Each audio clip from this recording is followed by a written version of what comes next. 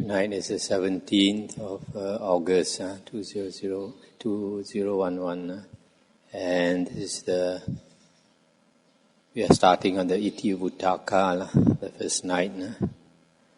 This Itivuttaka is the book after the Udana in the Khuddaka Nikaya, and consists of 112 short discourses of the Buddha in both prose and verse. The reason it is called Itivuttaka because just before each set of verses, usually there is this words Itivuchati, thus it was said. That's why this collection of suttas is called Itivuttaka, thus it was said. These sayings of the Buddha are grouped into 4 unequal sections, arranged a bit like the Anguttara Nikaya, according to the number of items they contain, from 1 to 4. And according to this text, it says, besides these 4 sections, 1s, 2s, 3s, and 4s, the text is further subdivided into Vargas, sections, groups of roughly 10 suttas. Okay, so we will start with chapter 1, the section of the ones. Eka Nipata, Eka is 1, Nipata, you can see is the chapter. 1.1, the first sutta is Loba Sutta. This was said by the Lord, said by the Arahant, so I heard, or thus I heard. Abandon one thing, monks, and I guarantee you non-returning. What is that one thing? Greed is that one thing, monks. Abandon that, and I guarantee you non-returning to samsara. Beings coveting with greed go to rebirth in a bad born, but having rightly understood greed, those with insight abandon it. By abandoning it, they never come back to this world again. This too is the meaning of what was said by the Lord. Thus I heard. Sutta 1.2, Dosa Sutta. This was said by the Lord. Hate or hatred is one thing, monks. Abandon that, and I guarantee you non-returning. Now the beginning is same as the previous one. Abandon one thing, monks, and I guarantee you non-returning. What is that one thing? Hatred is that one thing, monks. Abandon that, and I guarantee you non-returning. Beings corrupted by hate go to rebirth in a bad born. By having rightly understood hate, those with insight abandon it. By abandoning it, they never come back to this world again. Sutta 1.3, Moha Sutta. Similarly as before, abandon one thing, monks. And what is that one thing? Delusion is a one thing, monks. Abandon that, and I guarantee you non-returning. Beings confused by delusion go to rebirth in a bad born. But having rightly understood delusion, those with insight abandon it. By abandoning it, they never come back to this world again. Stop here for a moment. These 3 things, Loba, Dosa, Moha, these are the 3 roots of evil, the 3 things that keep us in samsara. So when a person becomes enlightened, he cuts off these totally. This was said by the Lord, abandon one thing, monks. What is that one thing? Anger is that one thing, monks. Abandon that, and I guarantee you non-returning. Beings enraged with anger go to rebirth in a bad born. By having rightly understood anger, those with insight abandon it. By abandoning it, they never come back to this world again. 1.5, Makka Sutta. Just now was Koda Sutta, number 4. Now number 5 is Makka Sutta. This was said by the Lord similarly as before. Abandon one thing. And contempt is that one thing, monks. Abandon that, and I guarantee you non-returning. Beings despising others with contempt go to rebirth in a bad born, but having rightly understood contempt, those with insight abandon it. By abandoning it, they never come back to this world again. 1.6, Mana Sutta. This was said by the Lord. Abandon one thing, monks, etc. Conceit is that one thing, monks. Abandon that and I guarantee you non-returning. Beings puffed up with conceit go to rebirth in a bad born. But having rightly understood conceit, those with insight abandon it. By abandoning it, they never come back to this world again. This was said by the Lord. Sutta number 7, Sabba Parinya Sutta. This was said by the Lord. Monks, one who has not directly known and fully understood the all, who has not detached his mind from it and abandoned it, is incapable of destroying suffering. But one who has directly known and fully understood the all, and who has detached his mind from it and abandoned it, is capable of destroying suffering. One who knows the all in every way, who is not attached to anything, having fully understood the all, has overcome all suffering. According to the commentary, the all refers to the 5 aggregates. But usually in the suttas, like in the Samyutta Nikaya, the all refers to the 6 sense bases. 6 sense bases meaning eye, ear, nose, tongue, body and mind. And from there, you get the 6 sense objects, sight, sound, smell, taste, touch and thoughts. And because of these two, the 6 consciousness arise. And when the 6 consciousness arise, it always comes with Namarupa. Namarupa is the object of consciousness. And this object consists of mentality and materiality, the mental part and the physical part of the world. So the world arises because of this. That's why here it says the whole world, the whole universe arises at the 6 sense basis. Sutta 1.8, Mana Parinya Sutta. This was said by the Lord. Monks, one who has not directly known and fully understood conceit, who has not detached his mind from it and abandoned it, is incapable of destroying suffering. But one who has directly known and fully understood conceit, and who has detached his mind from it and abandoned it, is capable of destroying suffering. Humankind is possessed by conceit, bound by conceit and delighted with being. Not fully understanding conceit, they come again to renewal of being. But those who have abandoned conceit and who by destroying conceit are freed, have conquered the bondage of conceit and overcome all suffering. If a person is delighted with being, delighted with the self, then conceit naturally grows, naturally rises. So when you abandon conceit, is also equivalent to abandoning being, abandoning the concept of I am, the self. 1.9 Loba, dosa, moha, koda, makha, parinya, sutta. This was said by the Lord. One who has directly known and fully understood greed, hatred, delusion, anger, contempt is capable of destroying suffering. Sutta 1.10 Avijja Nivarana Sutta. Avijja is ignorance, Nivarana is hindrance. This was said by the Lord. Monks, I do not perceive any single hindrance other than the hindrance of ignorance by which humankind is so obstructed and for so long a time runs on and wanders in samsara. It is indeed through the hindrance of ignorance that humankind is obstructed and for a long time runs on and wanders in samsara. No other single thing exists like the hindrance of delusion, which so obstructs humankind and makes it wander on forever. Those who have abandoned delusion, cleaving through this mass of darkness, no longer roam and wander on. In them the cause is found no more. This delusion normally is a translation of moha. But here, avijja is ignorance. And ignorance normally refers to ignorance of the Dhamma, ignorance of the Four Noble Truths. If a person does not have the good fortune to listen to the Dhamma, then he is ignorant. A delusion, on the other hand, is something that covers us, that makes us deluded. It is more concerning the state of mind.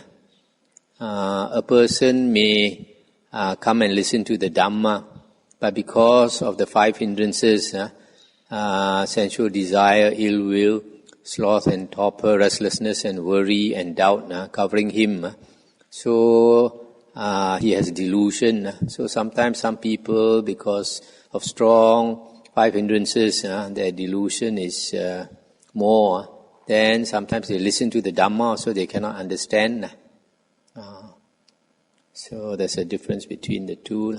1.11 Tanha Sangyojana Sutta. Tanha is craving, Sangyojana is factor. Monks, I do not perceive any single factor other than the factor of craving, by which beings are so tight and for so long a time run on and wander in samsara. It's indeed through the factor of craving that beings are tight and for a long time run on and wander in samsara. A man companioned by craving wanders on this long journey. He cannot go beyond samsara in this state of being or another. Having understood the danger thus, that craving is the origin of suffering, a monk should wander mindfully, free from craving, without grasping. Craving is said to be the cause of suffering and the 4 noble truths. And craving arises because of pleasant feelings. Because of pleasant feelings, we have craving for sensual desire, and also we have craving for existence. But if the feeling that arises is suffering, a lot of suffering, like now the economy is no good, some people go bankrupt. Then because of too much suffering, they want to commit suicide. So they crave for non-existence. They want to commit suicide. So these are the 3 cravings. Craving for sensual desire, for existence and for non-existence. 1.12 Dhammaseka Sutta. This was said by the Lord. Monks, in regard to internal factors, I do not perceive another single factor so helpful as careful attention or careful consideration or thorough consideration for a monk who is a learner, who has not attained perfection but lives aspiring for the supreme security from bondage. Monks, a monk who wisely attends, abandons what is unwholesome and develops what is wholesome. For a monk who is a learner, there is no other thing so helpful for reaching the highest goal as the factor wise attention or careful attention. Wisely striving, a monk may attain the destruction of all suffering. This wise attention should be yoniso manasikara, and it is one of 2 conditions to attain right view. To attain right view, the first condition is the voice of another teaching you the Dhamma. This is mentioned in Sutta, I think, Majjhima Nikaya number 43. And that Sutta, the first condition for attaining right view is listening to the Dhamma, somebody else teaching you the Dhamma. And the second condition is yoniso manasikara, careful attention or wise attention or thorough attention. So when we listen to the Dhamma, we must pay careful attention, then we can understand. 1.13 Duttiya Seka Sutta.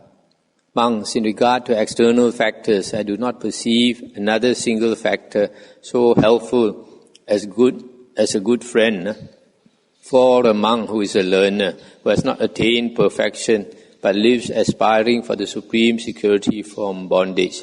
Monks, a monk who has a good friend abandons what is unwholesome and develops what is wholesome. When a monk has a good friend and is reverential and respectful, doing what his friend advises, clearly comprehending and mindful, he may progressively attain the destruction of all factors. There is a sutta. This good friend refers to Kalyana Mitta, supposed to be a spiritual friend or spiritual teacher. And there's one sutta where Venerable Ananda said, he told the Buddha, he thinks half of the holy life has to do with a good friend, a good advisor. San Chi Si, our Chinese we translate, good knowing advisor. And the Buddha said, don't say that. And the Buddha said, the whole of the holy life has to do with a good friend. Unless you have a good spiritual guide, you will not be able to know which way to go, how to practice. So a good spiritual friend is important. But now that the Buddha has come into the world, the best spiritual friend is the Buddha. And now there's this enter Nibbana. The Buddha is to be found in the Dhamma, in the suttas. The words of the Buddha is the Buddha's Dhamma body. The Buddha's Dhamma body, the suttas, it represents the Buddha now. 1.14 Sangha Beda Sutta. There is one thing, monks, which when it appears in the world, appears for the detriment of many people, for the misery of many people, for the loss, detriment and suffering of devas and humans. What is that one thing? It is disunity in the Sangha. When the Sangha is divided, there are mutual quarrels, mutual recriminations, mutual denigrations, and mutual expulsions. In this situation, those who are unsympathetic are not converted, and some who are sympathetic change their minds. One who divides the Sangha abides in a state of misery in hell for the aeon's full duration. Delighting in dissent, unrighteous, he is deprived of security from bondage. By dividing a unified Sangha, he suffers in hell for an aeon. There are 5 things, 5 types of karma, which are the most heavy evil karmas in the whole world. The first one is to injure a Buddha and cause him to shed the blood purposely. Second one is to kill an Arahant. Third one is to kill your mother. Fourth is to kill your father. The fifth is to cause the Sangha to split into 2 Sanghas. But this normally refers to monks. Monks who create problems within the Sangha and divide the Sangha into 2 camps, like Devadatta. Once you commit one of these 5 offenses, there's no way of saving you. You will definitely go to hell for a world cycle. The world cycle is an extremely long time. 1.15 Sangha Samagi Sutta. There is one thing, monks, which when it appears in the world, appears for the welfare of many people, for the happiness of many people, for the good welfare and happiness of devas and humans. What is that one thing? It is unity in the Sangha. When the Sangha is united, there are no mutual quarrels, mutual recriminations, mutual denigrations, and mutual expulsions. In this situation, those who are unsympathetic are converted, and those who are sympathetic increase in faith. Pleasant is unity in the Sangha. One who helps those in unity, who delights in unity and is righteous, is not deprived of security from bondage. By making the Sangha united, he rejoices in heaven for an aeon. When the Sangha is divided, then the monks do their duties. They beg for their food, give lay people a chance to plant blessings, and they teach the Dhamma to educate people to walk the skillful way in life, not to be unskillful in life. 1.16 Padutta Chitta Sutta. Here, monks, some person has a corrupt mind. Having examined his mind with my mind, I know that if this person were to die at this time, as if carried there, he would be placed in hell. What is the reason for that? It is because his mind is corrupt. It is because of the mind's corruption that some beings here, when the body perishes, are reborn after death in a state of misery, a bad born, a state of ruin, hell. Understanding the corrupt mind of some person dwelling here, the Buddha explained its meaning in the presence of the monks. If that person were to die at this very moment now, he would be reborn in hell because of his corrupt mind, as if they were carried off and placed there. Thus, beings go to a bad born because of mind's corruption. You all probably know in the Dhammapada, the first verse is about mind being the forerunner of all states. Mind is foremost, mind is chief. So our mind is extremely important. 1.17 Pasana Chitta Sutta. Here, monks, some person has a confident mind. Having examined his mind with my mind, I know that if this person were to die at this time, as if carried there, he would be placed in heaven. What is the reason for that? It is because his mind is confident. It is because of the mind's confidence that some beings here, when the body perishes, are reborn after death in a good born in a heavenly world. Understanding the confident mind of some person dwelling here, the Buddha explained its meaning in the presence of the monks. If that person were to die at this very moment now, he would arise in a good born because of his confident mind, as if they were carried off and placed there. Thus beings go to a good born because of mind's confidence. This confidence should be confidence in the Dhamma, or you can say faith in the Dhamma.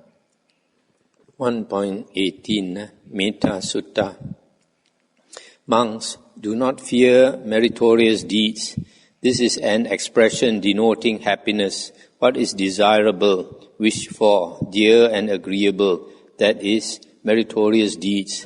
For I know full well, monks, that for a long time I experienced desirable, wished for, dear and agreeable results from often performing meritorious deeds. Having cultivated for 7 years a mind of loving kindness, for 7 aeons or world cycle of contraction and expansion, I did not return to this world. This human world. Whenever the aeon contracted, I reached the plane of streaming radiance, and when the aeon expanded, I arose in an empty Brahma mansion. And there I was a Brahma, the great Brahma, the unvanquished victor, the all-seeing, the all-powerful. 36 times I was Sakka, Devaraja, and many hundreds of times I was a wheel-turning monarch, righteous, a king of righteousness, conqueror of the 4 quarters of the earth, maintaining stability in the land, in possession of the 7 jewels. What need is there to speak of mere local kingship? It occurred to me, monks, to wonder, of what kind of deed of mine is this the fruit? Of what deeds ripening is it that I am now of such great accomplishment and power? And then it occurred to me, it is the fruit of 3 kinds of deeds of mine. The ripening of 3 kinds of deeds, that I am now of such great accomplishment and power. Deeds of giving, dana, of self-mastery, dhamma, and of refraining, sanyama.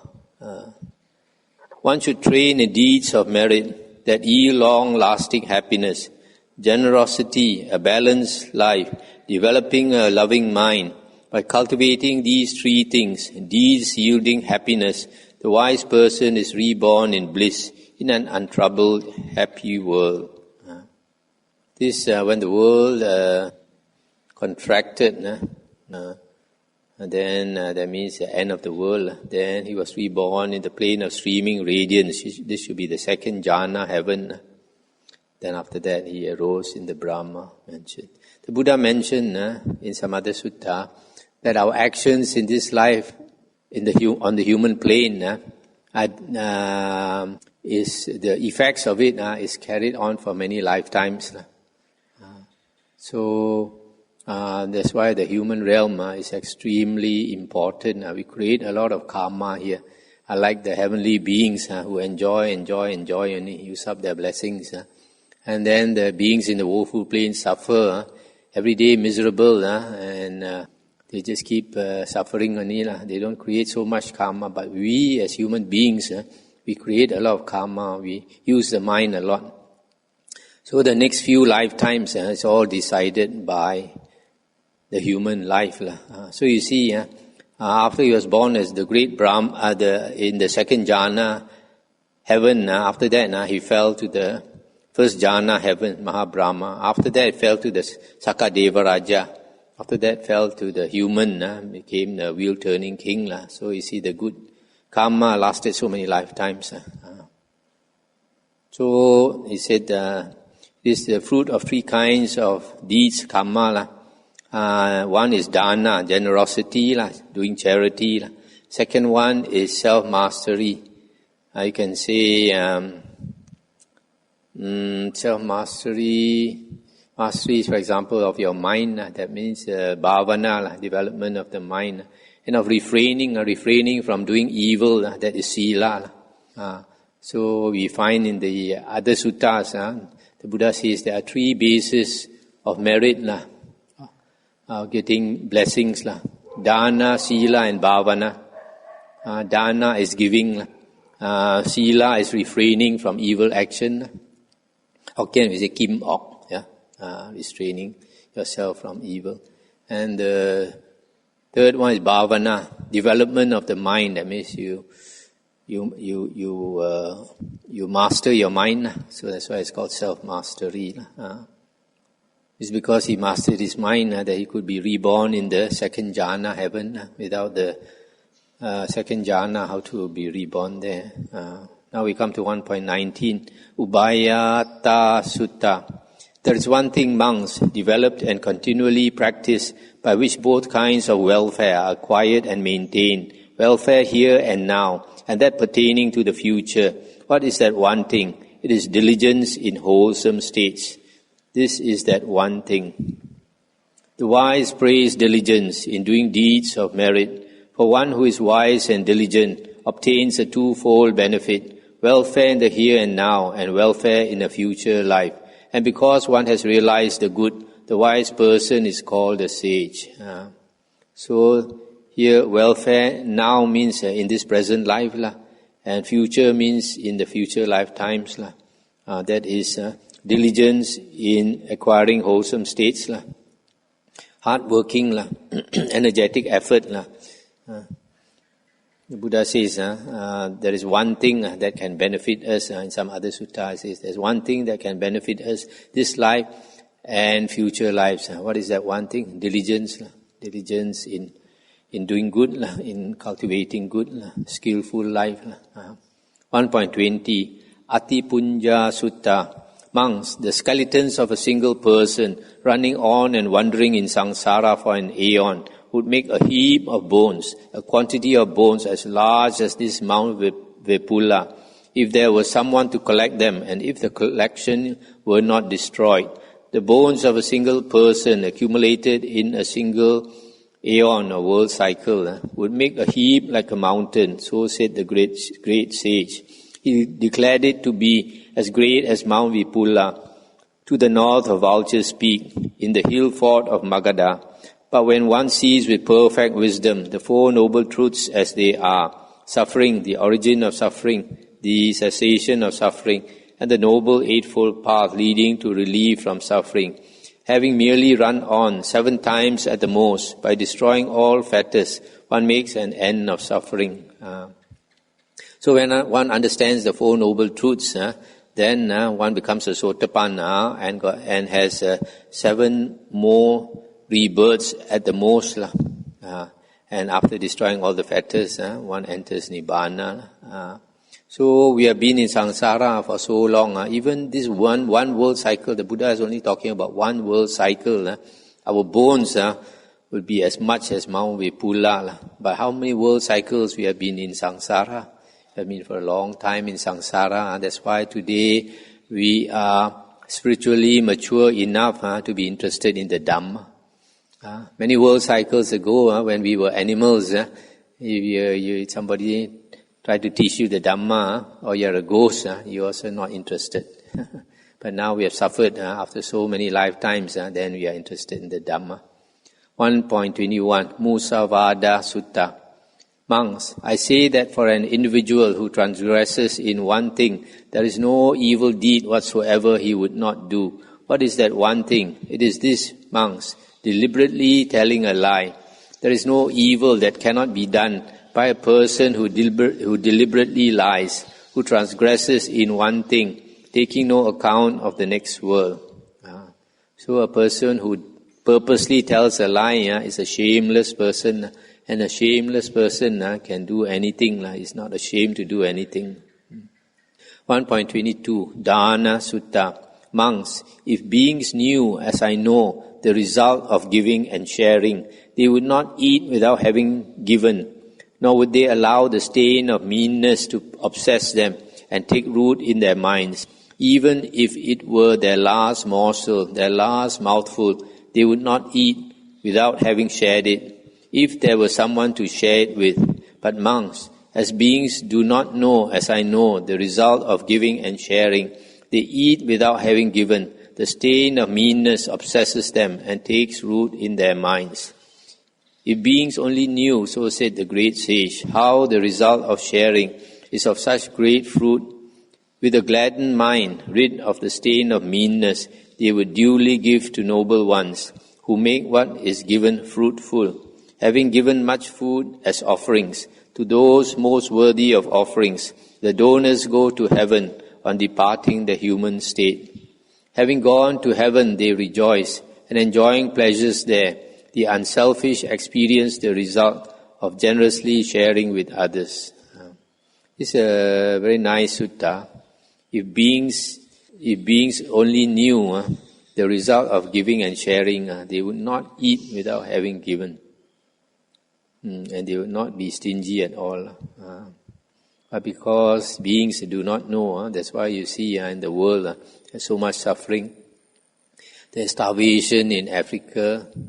Now in Somalia, they show in the papers, people are dying. And other parts of the world, people have too much to eat. They throw away a lot of the food. So, if we only knew the result of karma, then we will be very skillful in our karma. 1.23 Metta Bhavana Sutta. Monks, whatever grounds there are for making merit productive of a future birth, all these do not equal the 16th part of the radiation by mind of loving kindness, or release by mind of loving kindness. The release by mind of loving kindness surpasses them and shines forth bright and brilliant. Just as the radiance of all the stars does not equal a 16th part of the moon's radiance, but the moon's radiance surpasses them and shines forth bright and brilliant. Even so, whatever grounds there are for making merit productive of a future birth, all these do not equal a 16th part of the mind of the release by mind of loving kindness. Just as in the last month of the rainy season in the autumn, when the sky is clear and free of clouds, the sun, on ascending, dispels the darkness of space and shines forth bright and brilliant. Even so, whatever grounds there are for making merit productive of a future birth, all these do not equal a 16th part of the release by mind of loving kindness.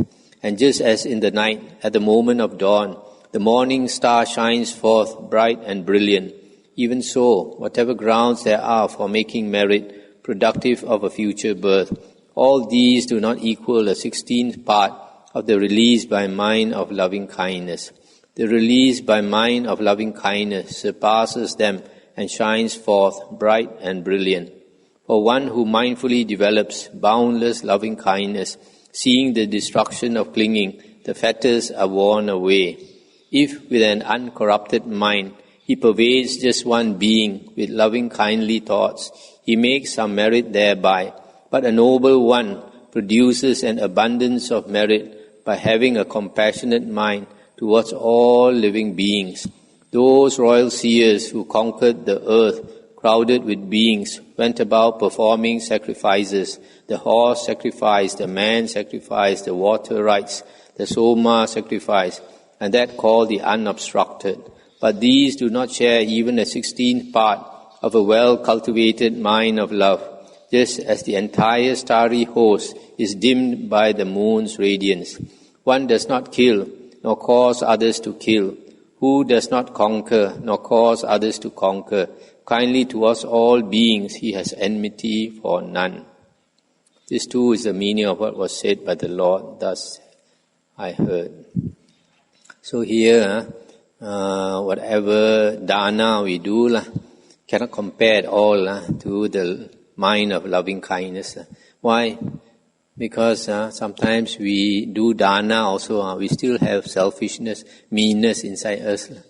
But if you have a loving kindness, the Buddha says, mind is a forerunner of all states. So if you have loving kindness towards all beings, then you will always be kind towards all beings. Whereas you do dana, only sometimes you do dana, sometimes you are selfish.